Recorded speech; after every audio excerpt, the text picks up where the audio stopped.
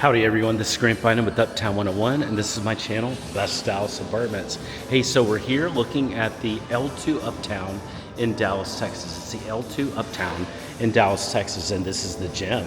So it's a two-story gym. It's pretty darn cool. You can see it's got a second floor. We'll go explore that, but let's go explore the first floor first. So you've got really some cool treadmills that are here. You've got some ellipticals. And then you've got some really nice machine-aided weights too. You've got a nice leg curl, looks like a press, kind of an arm press, another arm kind of machine, shoulder press. You've got some barbells over here. You've got some really nice machine-aided things over there with some equipment that's more sophisticated over there. And then you've got a Smith machine that's over here too.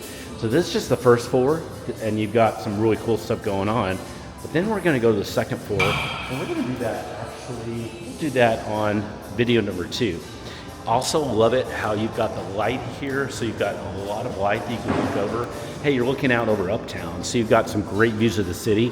I see downtown Dallas right there, so you're actually seeing downtown Dallas too from here.